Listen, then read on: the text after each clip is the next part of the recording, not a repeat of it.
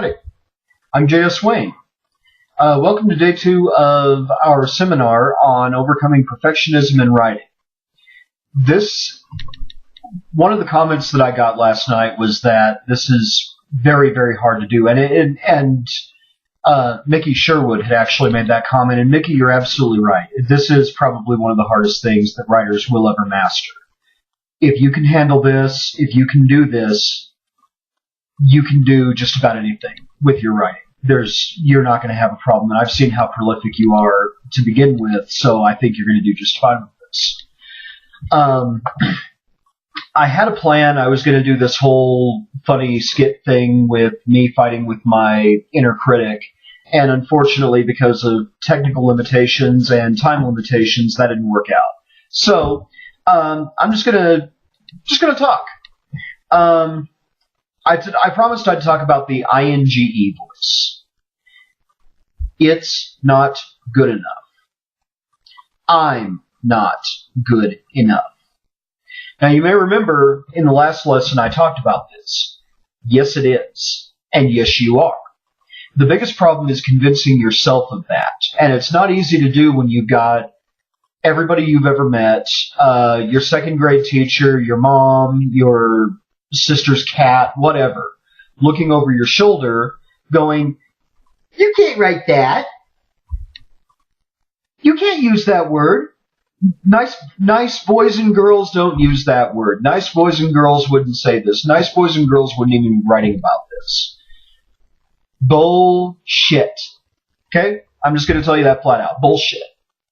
Okay? This is perfectly natural. It is probably the most natural thing that human beings do after eating and before dying. Talking about romance, talking about love, talking about desire is the most natural thing in the world for human beings to do. So, get that out of your head right now. So, where do you go from there? Now that you know this, you're sitting here going, well, that's great, but I write da-da-da-da-da-da-da. I write BDSM, I write sci-fi, I write BDSM with sci-fi, or sci-fi with BDSM. Okay, cool. That's the beauty part about romance. There's no one right way to get there. There's no one perfect answer. You can have absolutely anything. That's part of what attracts me to the genre. So, knowing that, how do you get around that I'm not good enough voice? Well, I'll tell you what I do. And this is absolutely serious. This is completely sincere. It sounds insane. On the other hand, if you and I have interacted before, you already know, well, wait a minute. I'm a writer. You're a writer. Therefore, can we both agree that we are out of our minds and just leave it at that? Okay, cool. So, here's what I do. And this is out of my mind crazy, and I'm the first to admit it. But I go into my bathroom. I look in the mirror, and y'all may remember the Dave Chappelle show a while back. He had that Rick James sketch. I'm Rick James, bitch. I do kind of the same thing. I'm JSWayne, bitch. And I do that until that little voice just shuts up, because they're mortified that I would actually do that I would say that I would even let that into my head. And I do it until I feel okay about myself, until I feel like, okay, I'm cool now. We can do this. So I call it channeling my inner rock star. And you got to do what works for you. Maybe you have a particular song that you really like. Maybe you need to do 30 minutes of kickboxing or Muay Thai or whatever before you start writing. Maybe you're just not doing it in the right liminal space to shut up your inner critic, because your inner critic is your worst enemy. They are the person who's going to tell you every step of the way, this is crap, this is ridiculous, why are you doing this, why don't you get a haircut and a real job? Don't listen to that voice. It's hard to do. God, it is so hard to do. And I know it's hard to do. And especially when you haven't seen a review in God knows how many months, your books aren't moving the way you'd like them to. Every book you sell is the difference between your kids having lunch money and not. Okay, totally get it. Absolutely understand it. So I can understand why that inner voice is so hard not to listen to. Because it's validation, it is a reason to fail. And feel okay about yourself while you do it. Because, hey, I wasn't that good anyway. If you do that, you're doing yourself a grave disservice. Don't. Now, this sounds like very smug advice on one end, and it's really not intended that way. What it is intended as is, look at it as sharing mutual understanding.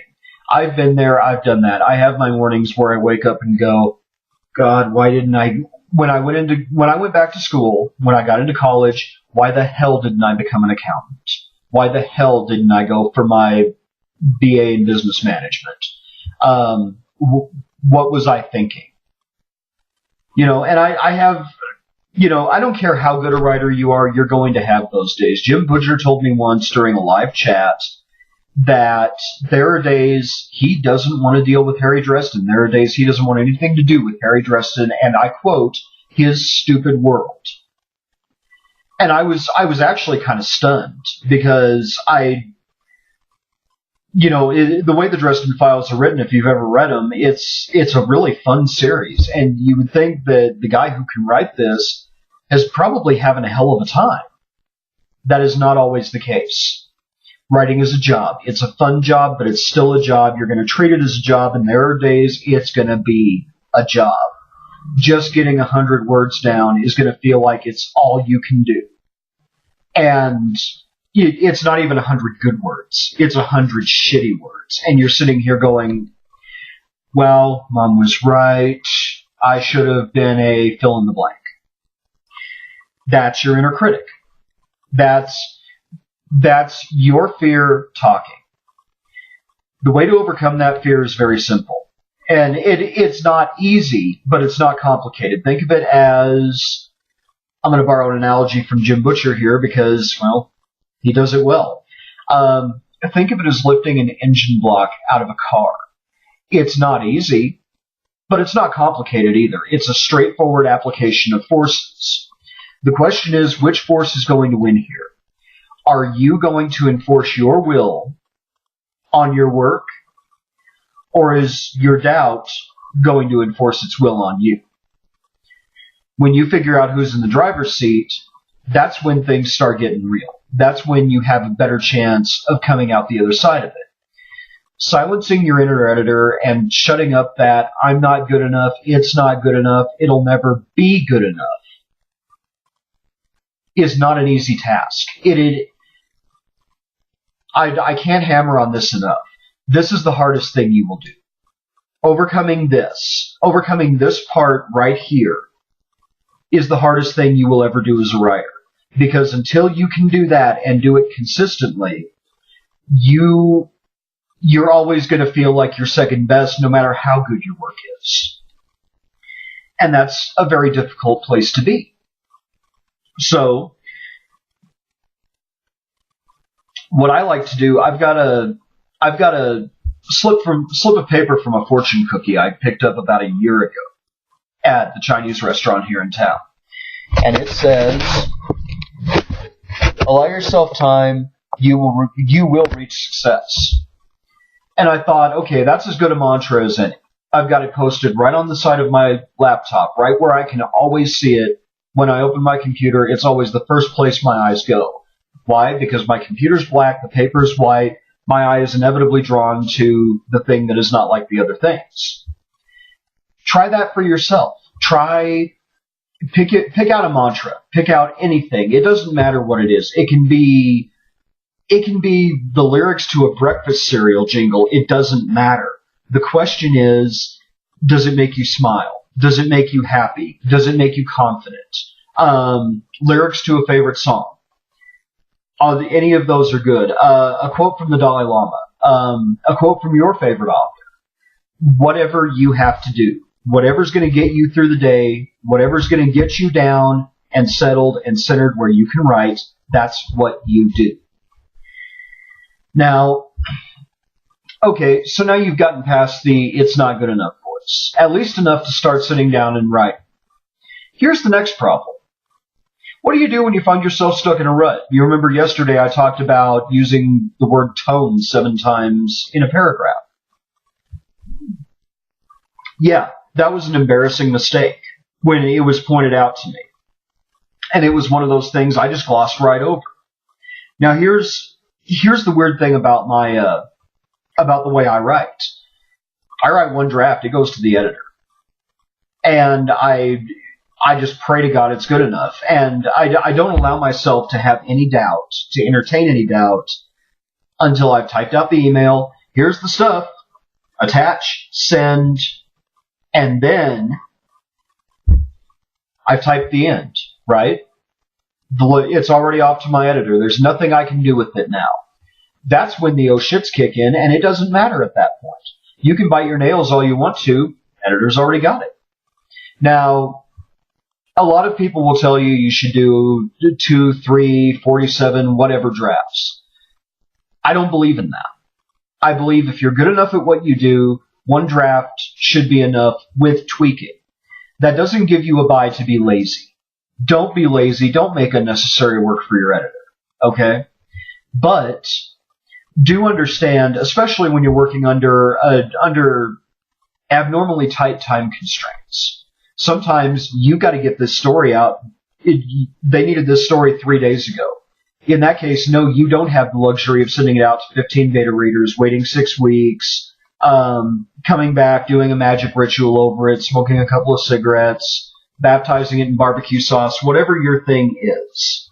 Sometimes you've just got to do it and know that you're good enough and know that your editor is good enough to pick up the mistakes that you didn't. And hope that you didn't make so many mistakes that your editor is making a voodoo doll of you somewhere in Canada or Australia or wherever your editor happens to be in relation to you. So there's a difference between being confident and being cocky.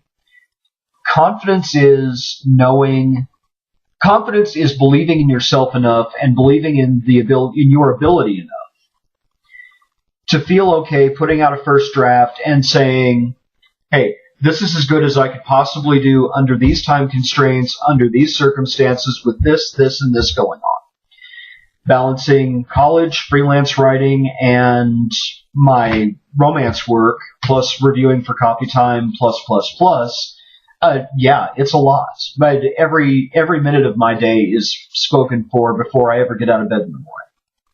And, y'all have your own lives. A lot of you have kids. A lot of you have pets. A lot of you have marriages, family members living with you. Some of you are going back to school too. You've got stuff and things happening. So why would you add one more brick to that load and sit there and try to get every single comma, apostrophe, and period exactly right before you ever send it off? Think about this. Your editor is there to make your work better. If you don't give your editor something to do, you put your editor out of a job. This hurts the economy. If you hurt the economy, the terrorists have won, right? So let's not do that. Let's not be putting the editors out of business, okay? Instead, give your editor something to do. Try to give them as little as possible, absolutely. Go back and edit your work in the middle as you're working on it. By all means, do that. That whole NaNoWriMo thing of writing without editing, can't do it. iSmooth cannot do it. My brain does not function that way. I've tried. God help me, I've tried. I can't do it because I can't just be blithely look back 7 words and go, hell. Maybe I misspelled there. I meant to say the contraction of they are, and I typed it's over there instead. It's stupid things that everybody does every once in a while, whether you want to admit it or not. We're all human, okay? So what do? Do I keep going? No. I go back, I fix that shit, and then I drive on. That's it. I'm all for editing in the middle as long as it doesn't interrupt your flow. If it hurts your flow, then you probably shouldn't. Of course, if you can't edit in the middle, you're probably going to space your manuscripts out where you've got enough time to think these things over and go, okay, I'm going to need to go through with the red pen and I'm going to need to hit up every page of this. That's fine if you have the time and the luxury of doing so. We don't always have that. We just don't. So, when you don't have that time and you don't have that luxury, that it's not good enough voice is going to kill you. It's going to drive you out of your mind. You will wake up in the middle of the night in cold sweats out of nightmares about this crappy manuscript you just passed off and tried to pawn off on an unsuspecting populace. Why do that to yourself? This business is hard enough, y'all. Seriously. We got a jockey for every review. We've got a jockey for every sale, and we're screaming over the top of 15,000 other authors, all of whom are trying to sell their work. You know what? Nature of the beast. Always has been. Always will be, as long as there are authors trying to get paid for what they do. That's all there is to it. So, why give yourself an additional handicap? The I'm not good enough voice is a handicap, and it is a self-inflicted handicap, which makes it even worse. Don't do that. Instead, have confidence in yourself, have confidence in your editor, have a little faith that you are good enough, and that your work is good enough, and that even if you use the word tone 7 times in a paragraph, or you forgot that coordinating conjunction, you are still a good writer. Everybody makes mistakes. I'm reminded of a story I was told one time about the weavers of Persian rugs. They actually deliberately make one flaw in the carpet, even if the rest of it is, by human standards, flawless. They always deliberately weave in one imperfection. Why? Because only God is perfect. Okay? Don't try to out Dickens. Don't try to outdo yourself. Try to be the best you can. Always be the best you can. Always try to be as close to perfect as you can manage, but accept you're never going to get there. You're going to save yourself a lot of headaches. You're going to save yourself a lot of stress. You're going to be more productive, and you're going to feel better about your writing. Even if you don't sell one single damn copy, you're going to feel better about your writing because you're going to know that you gave it the best you had to give. And in the final analysis, that's really all anybody can ask of you. So, I hope this helped. I will look forward to seeing y'all tomorrow. We'll be talking about 3 steps to getting a manuscript editor ready instead of the 33 steps that most professionals will espouse for you. These ways are really quick. They're really simple. Anybody can do them, literally. An 8-year-old child can do this easily. And if they can do it, you can do it.